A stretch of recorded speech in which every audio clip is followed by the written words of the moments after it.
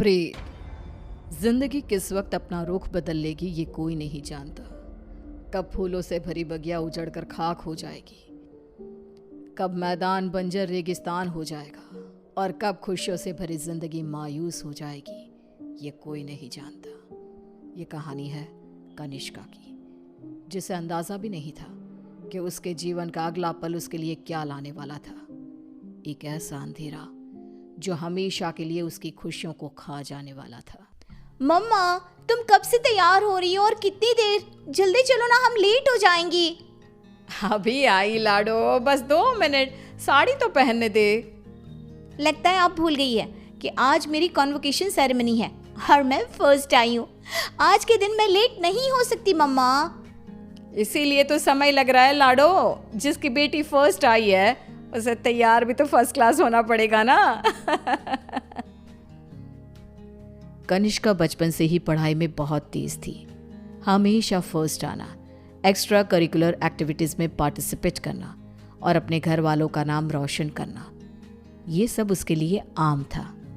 हड़बड़ाते हुए अपनी मम्मी और पापा के साथ कनिष्का अपने कॉन्वोकेशन में चली जाती है। I must say, Mr. and Mrs. Verma, you are very lucky जो आपके घर इतनी होनहार बच्ची पैदा हुई, वरना इस उम्र में तो अक्सर लड़के और लड़कियां भटक जाते हैं।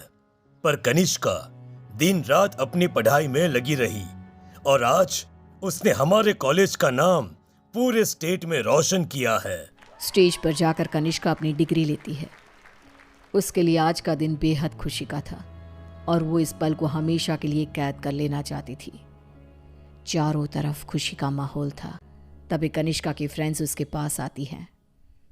कनिष्का, इस बार तो हमें पार्टी चाहिए। हर बार तू बचकर निकल जाती है। अरे कौन सी मेरी जॉब लग गई है, इतनी भी बड़ी बात नहीं हुई है। अब बस लंदन यूनिवर्सिटी में मेरा एडमिशन हो जाए तब पार्टी पक्की। तुम लोग कनिष्का की बातें तो रहने ही दो, मैं दूंगी पार्टी। आफ्टर ऑल कॉलेज की डिग्री मिल गई है मेरी बच्ची को। She is a graduate now. तो आज रात को मेरे घर पर पार्टी रहेगी, तुम सभी को आना है। रात को सभी पार्टी में आते हैं। सभी बच्चे नाच कूद रहे होते हैं। तभी कनिष्का खिड़की पर जाकर बाहर देखती है, जहां सामने के घर की छत पर बैठी एक औरत उसे लगातार घूरे जा रही थी। ये मिस्टर शाह के घर में ये औरत कौन है? वो तो अकेले रहते हैं। तभी वहां कनिष्का की फ्रेंड आ जाती है। तू यहाँ रात को बाहर तारे देख रही है क्या? चल ना, सब कितना एंजॉय कर रहे हैं। कनिष्का नेहा के साथ चली तो जाती है, पर उसे बहुत अजीब महसूस होने लगता है, मानो कोई सदियों पुराना दुख उसकी आत्मा को याद आ गया हो। ये अचानक मुझे रोने का मन क्यों कर रहा है? और ये स्मेल कहाँ से आ रही है? मम्मी, मम्मी लगता है कोई पार्टी में नॉनवेज ले आया है। Are you gone mad, Kanishka? We all know कि तुम्हारी फैमिली वेजिटेरियन है। तो ये सड़ी हुई मछलियों का गंध कहाँ से आ रहा है? क्या मजाक है ये कहकर कनिष्का जोर जोर से चीखने लग जाती है। कनिष्का की आवाज सुनकर गौतम वहां आता है। ड्रामा मत करो कनिष्का, बस इसी कारण से ही मैं पार्टी वार्टी पसंद नहीं करता। चलो जाओ जाओ अपने कमरे में। सभी अपने अपने घर चले जाते हैं और इसके बाद कनिष्का का बिहेवियर और भी खराब होता जाता है। रात को 3 बजे अचानक उठकर कनिष्का दीवारों से बातें करने लगती है। उसकी आवाज सुनकर रीना भागते हुए आती है। अरे बेटा, इतनी रात को तुम यहाँ पर क्या कर रही हो? और दीवार को देखकर किससे बात कर रही हो लाडो? कोई नहीं है यहाँ। रीना कनिष्का को सीने से लगा लेती है। कनिष्का का शरीर बहुत गर्म था। रीना ये देखकर सोच में पड़ जाती है। आज तक मेरी बच्ची ने कभी ऐसा बिहेव नहीं किया, आज क्या हो गया है इसे? शाम तक तो बिल्कुल ठीक थी और अब अचानक इतना तेज बुखार। ये सब क्या हो रहा है? रीना भागकर थर्मोमीटर लाती है और कनिष्का का टेम्परेचर चेक करती है, पर उसका टेम्परेचर बिल्कुल नॉर्मल था। ऐसा कैसे हो सकता है? ये सब क्या हो रहा है? अचानक मेरी बेटी को किसकी नजर लग गई? रीना अपनी बेटी के साथ ही सो जाती है और अगली सुबह डॉक्टर को बुलाती है, पर डॉक्टर के टेस्ट के बाद भी सब कुछ नॉर्मल ही निकलता है। अब ये क्या नया लफड़ा आ गया है? एक और नया खर्चा। ये क्या कह रहे हैं आप? जब तक कनिष्का टॉपर थी तब तक आपकी बेटी थी और आज बेचारी बच्ची तकलीफ में है तो ये सब कहने लगे आप। रीना और गौतम में बहस हो जाती है। गुस्से में गौतम घर से बाहर निकलता है, जहां उसे पता चलता है कि मिस्टर शाह अब नहीं रहे। वो घर आकर कनिष्का के पास बैठी रीना को इस बात की खबर देते हैं, जिसे सुनते ही अब तक सोई कनिष्का अचानक मुस्कुराने लगती है और भागती हुई अपनी अलमारी खोलती है और सारे सामान को बाहर बिखेर देती है। क्या ढूंढ रही है बेटा, मुझे बता लाडो। इतने में कनिष्का के हाथ कैंची लग जाती है, जिसे लेकर वो अपने सर के सारे बाल काटने लगती है। मिल गया मम्मा, मिल गया। ये क्या किया तूने? अरे क्या हुआ है लाडो तुझे? मुझे पता, तूने कल से कुछ खाया भी नहीं। कुछ खा ले बेटा, कमजोर हो जाएगी। पेट भर गया है।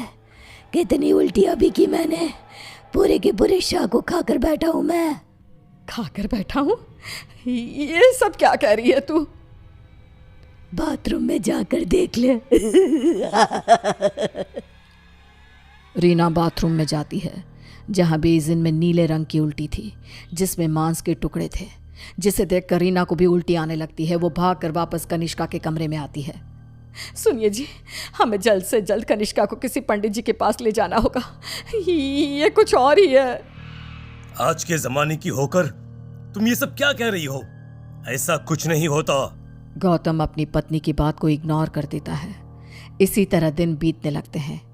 भूखी रहने के कारण अब कनिष्का के शरीर की हड्डियां भी दिखने लगती है। उसकी आंखों के नीचे काले गड्ढे आ चुके थे। अब मैं किसी की नहीं सुनूंगी, बहुत हुआ। रीना अपनी जान पहचान के एक पंडित जी को अपने घर पर लेकर आती है, जो कनिष्का की हालत देखकर ही समझ जाते हैं। बच्ची की हालत बहुत खराब है, इसे मैं नहीं संभाल पाऊंगा। ये मेरे गुरुजी ही कर सकते हैं, जो कुछ ही दिन पहले साधना के लिए हिमालय जा चुके हैं। रीना हर तरफ हाथ पैर मारती है कि कहीं कोई रास्ता दिख जाए। फिर उसे घोस्ट कैचर के बारे में पता चलता है। डूबते को तिनकी का सहारा समझ रीना उनकी टीम को भी अपने घर पर बुला लेती है और वो लोग कनिष्का से पूछताछ शुरू कर देते हैं। क्या आई हो तुम और कौन हो? कितनों के नाम बताऊं? मतलब तुम एक से ज्यादा हो, एक से ज्यादा हो इस लड़की के शरीर में।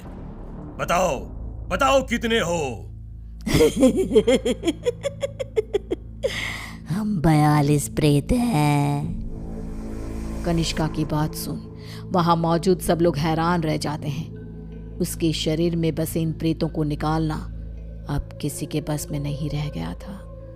उसी शाम कनिष्का की मृत्यु हो जाती है, जिसका सदमा रीना बर्दाश्त नहीं कर पाती और सब कुछ छोड़ अपनी बेटी के साथ हुए इस हादसे के पीछे की वजह का पता लगाने निकल पड़ती है।